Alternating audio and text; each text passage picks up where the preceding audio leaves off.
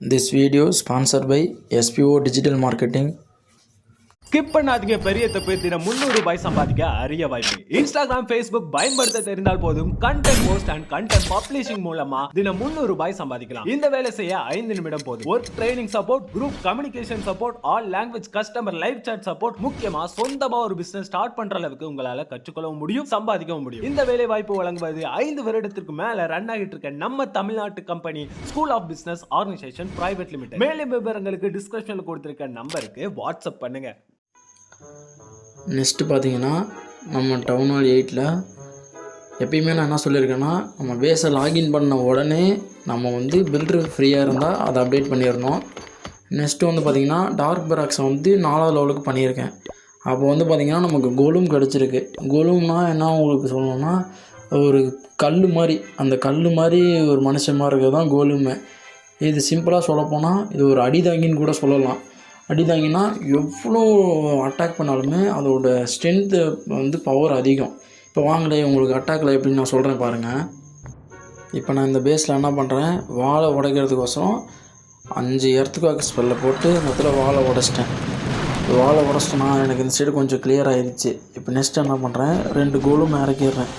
அதாவது இந்த கோலும் இறக்கணுன்னே என்னோடய கிங்கோட எபிலிட்டியும் போட்டு ஸ்டார்டிங்கில் இருக்க வாலெல்லாம் காலி பண்ணிட்டேன். இப்போ பாருங்களேன், இப்போ கோலும் போய் உள்ளே அடிவாங்க பாருங்கள்.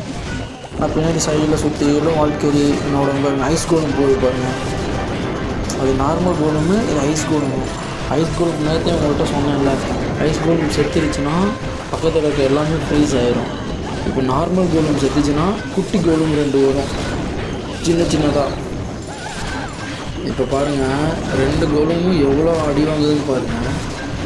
எல்லா ட்ரூப்பும் எல்லாமே அதை அடிச்சுமே பாருங்கள், அதோட ஹெல்த் எவ்வளோ கம்மியாக இருக்குன்னு பாருங்கள்.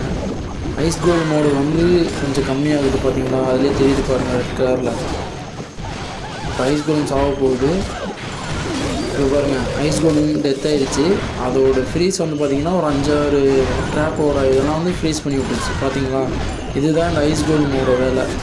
இப்போ இங்கே பாருங்கள், அந்த கிணறு போட்டு அவ்வளோ அட்டாக் பண்ணிங்க, கொஞ்சம் தான் அது ஹெல்த்து குறைஞ்சிருக்கு பாருங்கள். அதுதான் இந்த கோலுமோட வேலை. இந்த சைடு பார்த்திங்கன்னா என்னோடய வாழ்க்கை எல்லாமே செத்துருச்சு. நம்ம என்ன பண்ணோம், இப்போ எல்லாமே அவ்வளோதான் முடிஞ்சிருச்சு, நம்ம வெளியே வந்துடக்கூடாது. இப்போ பின்னாடி வந்து பார்த்திங்கன்னா 2 நம்ம கல் மாதிரி கோலும் வச்சுருக்கோம். அதனால் நம்ம கொஞ்சம் வெயிட் பண்ணி பார்த்தோம்னா கண்டிப்பாக அந்த கோலும் வந்து நமக்கு வின் பண்ணி கொடுக்கும். ஏன்னா அது நிறையா ட்ரூப்ஸ் அடிவாங்க. இப்போ பாருங்களேன், கடைசியாக நமக்கு வின் பண்ணி கொடுக்குறதே இந்த கோலுமாக தான் இருக்கும். பாருங்கள், இந்த வீக்கெண்டில் வந்து பார்த்திங்கன்னா என்னோடய டவுனால் அடித்து 3 ஸ்டார் எடுத்தால் உங்களுக்கு வந்து கோல்டு பாஸ் போட்டு தரலான் இருக்கேன். இது ஒரு சேலஞ்சு மாதிரின்னு சொல்லி வச்சுக்கலான் இருக்கேன். அதாவது இந்த பேஸில் என்னோடய ஓல்டு பேஸை நீங்கள் யாராவது சிஓசி ஐடி வச்சுருந்தீங்கன்னா என்னோடய இதில் கமெண்ட் பண்ணுங்கள். நெக்ஸ்ட்டு உங்களுக்கு நான் ஃப்ரெண்ட் ரிக்வெஸ்ட் தரேன். நீங்கள் வந்து சேலஞ்சு கொடுத்து நீங்கள் சேலஞ்சில் வின் பண்ணிட்டீங்கன்னா உங்களுக்கு கோல்டு பாஸ் போட்டு தரேன்.